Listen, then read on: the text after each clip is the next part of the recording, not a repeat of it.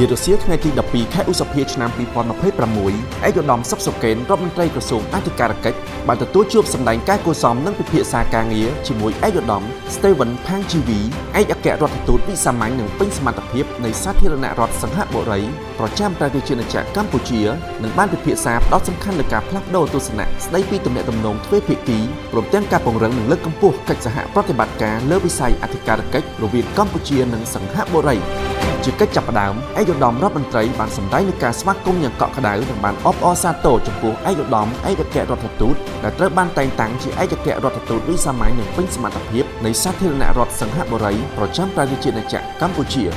ភាគីទាំងពីរបានបញ្ជាក់អំពីចំណងមិត្តភាពដ៏យូរអង្វែងរវាងកម្ពុជានិងសង្ហបុរីដែលត្រូវបានចាក់គ្រឹះយ៉ាងរឹងមាំដោយព្រះករុណាព្រះបាទសម្ដេចព្រះនរោត្តមសីហនុព្រះបរមរដ្ឋាភិបាលសម្ដេចអគ្គមហាសេនាបតីតេជោហ៊ុនសែនប្រធានព្រឹទ្ធសភានៃព្រះរាជាណាចក្រកម្ពុជានិងឯកឧត្តមលីកុនយូអតីតនាយករដ្ឋមន្ត្រីឯកឧត្តមលីសៀនឡុងអតីតនាយករដ្ឋមន្ត្រីសង្ហបុរី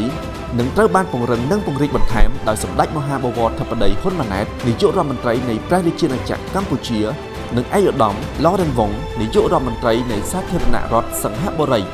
ភាគីទាំងពីរក៏បានផ្លាស់ប្ដូរមតិយោបល់លើបញ្ហាតំបន់និងសកលដែលជាក្តីបារម្ភរួមគ្នានឹងវឌ្ឍនភាពក្នុងក្របខ័ណ្ឌកិច្ចសហប្រតិបត្តិការអាស៊ានផងដែរ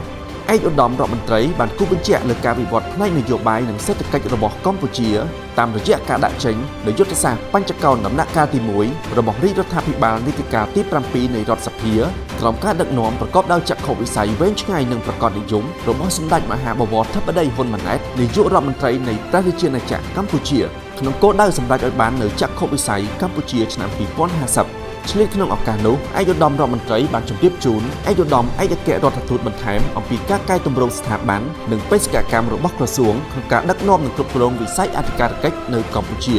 ក្នុងន័យនេះឯកឧត្តមរដ្ឋមន្ត្រីបានសង្កត់ធ្ងន់លើការអនុវត្តយុទ្ធសាស្ត្រពោ4/4របស់ក្រសួងដែលផ្ដោតលើការពង្រឹងការងារអធិការកិច្ចការងារដោះស្រាយបណ្ដឹងការងារតាមដានការអនុវត្តច្បាប់និងការងារអប់រំផ្សព្វផ្សាយច្បាប់និងវេទិកាសាធារណៈព្រមទាំងបន្តជំរុញការរៀបចំលិខិតបទដ្ឋានគតិយុត្តជំរុញឲ្យបង្កើនសមត្ថភាពស្ថាប័នជំរុញកិច្ចសហប្រតិបត្តិការនិងភាពជាដៃគូ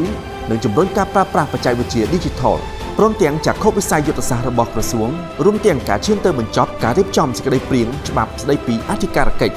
ជាការឆ្លើយតបឯកឧត្តមឯកអគ្គរដ្ឋទូតបានសម្ដែងលើការថ្លែងអំណរគុណយ៉ាងជ្រាលជ្រៅចំពោះឯកឧត្តមរដ្ឋមន្ត្រីដែលបានចែករំលែកទស្សនៈទានដ៏មានសារៈសំខាន់ពាក់ព័ន្ធនឹងវិស័យអធិការកិច្ចនៅកម្ពុជាឯកឧត្តមឯកអគ្គរដ្ឋទូតក៏បានបញ្ជាក់ពីការគាំទ្រចំពោះគំនិតដោយផ្ដាំយុទ្ធសាស្ត្ររបស់ក្រសួងព្រមទាំងការបញ្ជាក់ពីការបដិញ្ញាចិត្តក្នុងការពង្រឹងកិច្ចសហប្រតិបត្តិការក្នុងវិស័យអធិការកិច្ចជាពិសេសកិច្ចសហប្រតិបត្តិការរវាងក្រសួងអធិការកិច្ចជាមួយស្ថាប័នពាក់ព័ន្ធនៅប្រទេសសង្ហបុរីនិងបានលើកឡើងអំពីយន្តការអភិបាលកិច្ចក្នុងវិស័យសាធារណៈរបស់ប្រទេសសង្ហបុរីផងដែរជាកិច្ចបញ្ចប់ភាគីទាំងពីរបានបញ្ជាក់ជាថ្មីនៃការបដិញ្ញាចិត្តក្នុងការបន្តពង្រឹងកិច្ចសហប្រតិបត្តិការរវាងកម្ពុជានិងសង្ហបុរីក្នុងវិស័យអធិការកិច្ចដើម្បីជាប្រយោជន៍ទៅវិញទៅមកសម្រាប់ប្រទេសទាំងពីរ